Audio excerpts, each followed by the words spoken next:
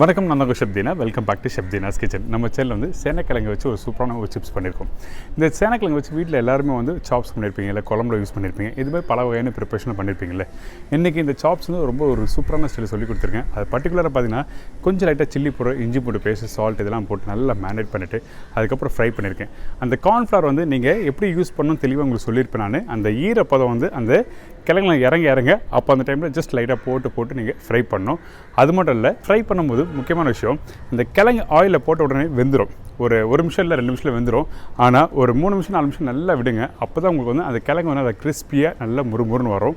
இப்போ இந்த டிஷ் எப்படி பண்ணுறது பார்ப்போம். அதுக்கு முன்னாடி இந்த டிஷ்ஷுக்கு தேவையான பொருட்கள் பார்த்தலாமா. இந்த சேனக்கிழங்கு சிப்ஸுக்கு தேவையான பொருட்கள்: சேனக்கிழங்கு 250 கிராம், இஞ்சி பூண்டு பேஸ்ட் 1 டேபிள் ஸ்பூன், மஞ்சத்தூள் சிறிதளவு, மிளகாய் பவுடர் 3/4 டீஸ்பூன், கார்ன்ஃப்ளவர் தேவையான அளவு, உப்பு தேவையான அளவு, கருவேப்பிலை சிறிதளவு, எண்ணெய் ஃப்ரை பண்ணுறதுக்கு தேவையான அளவு. இதாங்க இந்த ப்ரிப்பரேஷன் தேவையான பொருட்கள். இப்போ பாருங்கள், இந்த சேனக்கிழங்கு வந்து நான் வந்து இது மாதிரி குச்சி கட் பண்ணி வச்சுருக்கேன். இதுக்கு பேர் என்னென்னா ஜூலின்னு சொல்லுவாங்க. இப்போ இந்த ஜூலியன் கட்டிங் வந்து எப்படி கட் பண்ணுறது கேட்டிங்கன்னா, ஃபஸ்ட்டு வந்து நீங்கள் காயை நல்லா க்ளீன் பண்ணுறேங்க. க்ளீன் பண்ணிட்டு ஒரு சின்ன துணியில் வந்து துடைச்சிருங்க. எதுக்காக துடைக்கணும்னு சொல்கிறேன்னு கேட்டிங்கன்னா, அந்த துடைக்கும் போது உங்களுக்கு வந்து கட் பண்ணும்போது பளபளப்பு தன்மை கம்மியாகும். ஸோ அதனால தான் வந்து துடைச்சிட்டு நம்ம வந்து கட் பண்ணணும்னு சொல்கிறேன்.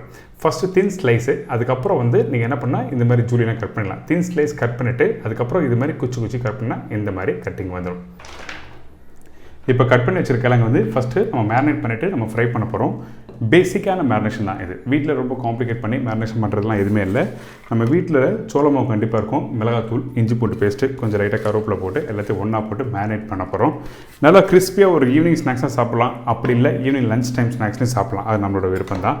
ஸோ இப்போ கட் பண்ணி வச்சுருக்க இந்த கருவேப்பிலை இதில் ஆட் பண்ணுறேன். நல்லா ஃபைன் சாப்பாக கட் பண்ணி வச்சுக்கோங்க. இந்த சேனக்கிழங்கில் இந்த கருவேப்பிலை போட்டு நீங்கள் ஃப்ரை பண்ணி பாருங்கள். அதோடய ஃப்ளேவர் நல்லா சூப்பராக இருக்கும். ஸோ இஞ்சி பூண்டு பேஸ்ட் இப்போ இதில் ஆட் பண்ணியிருக்கேன். உப்பு தேவையான அளவு. இந்த உப்பு எல்லாம் போட்ட பிறகு நம்ம என்ன பண்ணோம்னா, இந்த இஞ்சி பூண்டு பேஸ்ட்டு, அதுக்கப்புறம் சால்ட், இது எல்லாத்தையும் ஒன்றா நல்லா மிக்ஸ் பண்ணுங்கள். அதுக்கு பிறகு மிளகாய் பவுடர் ஆட் பண்ணலாம். சரிங்களா? ஏன்னா உப்பு வந்து ஒரு ஈவனாக மிக்ஸ் ஆகிருக்கணும். அதனால தான் தெளிவாக சொல்கிறேன். ஃபஸ்ட்டு சால்ட்டும் இஞ்சி பூண்டு பேஸ்ட்டும் போட்டு நல்லா மிக்ஸ் பண்ணுறேங்க. மிக்ஸ் பண்ணி முடித்த பிறகு சில்லி பவுடர் ஆட் பண்ணலாம்.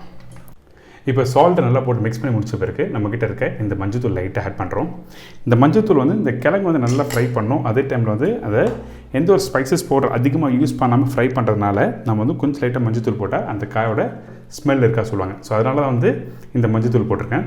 இதுக்கப்புறம் மிளகாய் பவுடர் காரத்துக்கு ஏற்ற மாதிரி நீங்கள் போட்டுக்கலாம். ஆனால் அதிகமாக போட்டிங்கன்னா உங்களுக்கு வந்து ஃப்ரை பண்ணி எடுக்கும்போது கலர் மாறிடும்.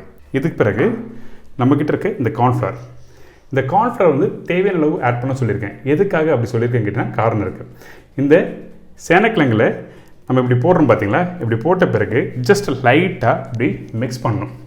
நீங்கள் இதே வந்து கொஞ்சம் டைம் ஆகிடுச்சு, அதாவது ஒரு நீங்கள் இப்படி மிக்ஸ் பண்ணி முடித்த பிறகு ஒரு 2 நிமிஷம் ஆகிடுச்சு, ஒரு 5 நிமிஷம் ஆகிடுச்சுன்னா அப்போ என்ன ஆகுனா உங்களுக்கு வந்து தண்ணி இழுக்க உங்களுக்கு வந்து அந்த கார்ன்ஃப்ளவரை போட்டு மிக்ஸ் பண்ணுற மாதிரி இருக்கும். சரிங்களா?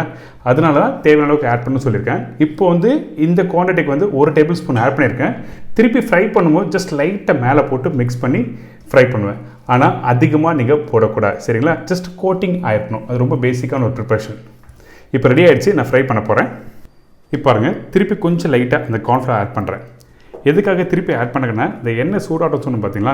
இந்த 5 நிமிஷத்தில் நம்மளுக்கு என்ன ஆகுதுன்னா, இந்த கிழங்குல வந்து தண்ணி வந்து உரிய உங்களுக்கு வந்து அந்த கார்ன்ஃப்ளவர் ட்ரை ஆகாது. அதனால தான் வந்து இந்த கார்ன்ஃப்ளவரை போட்டு ஜஸ்ட் லைட்டாக ட்ரையாக அப்படி மிக்ஸ் பண்ணி ஃப்ரை பண்ணுறதுக்கு தான் கார்ன்ஃப்ளவர் தேவையான அளவு சொல்லியிருக்கேன். இப்போ இப்படி மிக்ஸ் பண்ணிட்டோம். இப்போ நம்ம என்ன பண்ணால், எண்ணெய் சூடாக இருக்குது. இப்போ இதில் ப்ளேஸ் பண்ணுறேன். எண்ணெயில் போடும்போது வந்து இப்படி உதிரியாக நீங்கள் இதில் ஆட் பண்ணணும். போட்ட உடனே மிக்ஸ் பண்ண வேண்டாம். ஜஸ்ட் லைட்டாக ஒரு செகண்ட் விட்ட பிறகு இப்படி திருப்பி போட்டு எடுத்திங்கன்னா இந்த சேனக்கிழங்கு சிப்ஸ் ரெடி. ஒரு சூப்பரான ஸ்டைலை சொல்லி கொடுத்துருக்கேன். கண்டிப்பாக ட்ரை பண்ணி பாருங்கள். இங்கே பாருங்கள்.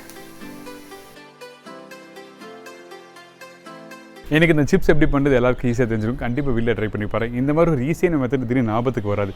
இன்றைக்கி நம்ம சேனலில் எப்படி பண்ணுறது சொல்லி கொடுத்துருக்கேன். கண்டிப்பாக வீட்டில் ட்ரை பண்ணி பாருங்கள். இதே மாதிரி நாளைக்கு இன்னொரு சூப்பர் டிஷ் சந்திக்கிறேன். நன்றி, வணக்கம், see you, bye, take care.